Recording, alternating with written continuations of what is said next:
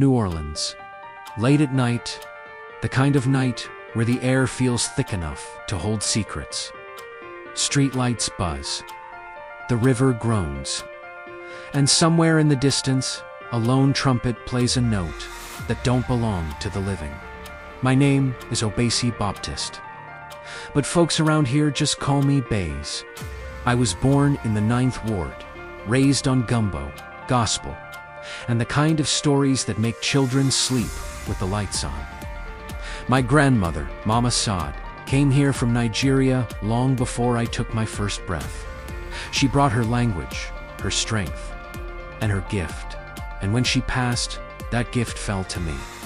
Some people call it psychic, some call it a curse. Me, I call it work. Because when the witching hour hits, when the city gets quiet enough for the dead to speak, I am the one they whisper to. I handle the spirits. Folks can't fight. The ones that rattle walls, steal breath, or cry in voices that ain't been heard in decades. Good spirits, bad spirits, lost spirits, doesn't matter. If they're stuck, if they're angry, if they're dangerous, I'm the man they call. This city is full of ghosts, some looking for peace, some looking for revenge, and some looking for me. And this is my story. Last week, a call came in from the Garden District. A mansion, old as sin, with a reputation as dark as the Mississippi mud. The new owners, a young couple from up north, were terrified. Doors slamming shut, whispers in the walls. A child's laughter, echoing from an empty nursery. They thought it was faulty wiring, or the house settling. They were wrong. The moment I stepped through the door, I felt it. A cold spot that had nothing to do with the air conditioning. A presence, heavy and resentful. This wasn't just a lost soul. This was something territorial. Something that had been there for a long, long time and wasn't planning on leaving. I started my usual routine. Salt lines, sage, a few words my grandmother taught me. But this spirit fought back. The lights flickered and died. Okay. A chilling wind whipped through the sealed room, sending family photos crashing to the floor. And then I heard her voice, clear as day, right in my ear. Get out. So, I did what I do best. I listened.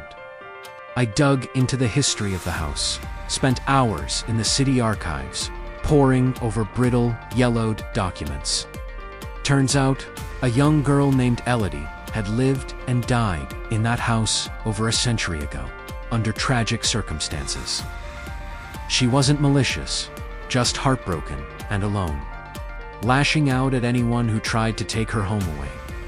She wasn't trying to hurt the new family. She was trying to protect the only world she'd ever known. Her grief had become a storm, trapped within those four walls. Convincing a spirit like Elodie to move on isn't about force, it's about understanding. It's about showing her that she's not forgotten, that her story matters. I found a portrait of her, tucked away in the attic, covered in dust. I cleaned it, placed it in the nursery, and spoke to her. Not as an exorcist, but as a friend. I told her about her family, about the world outside, and about the peace that was waiting for her. Slowly, the house grew still.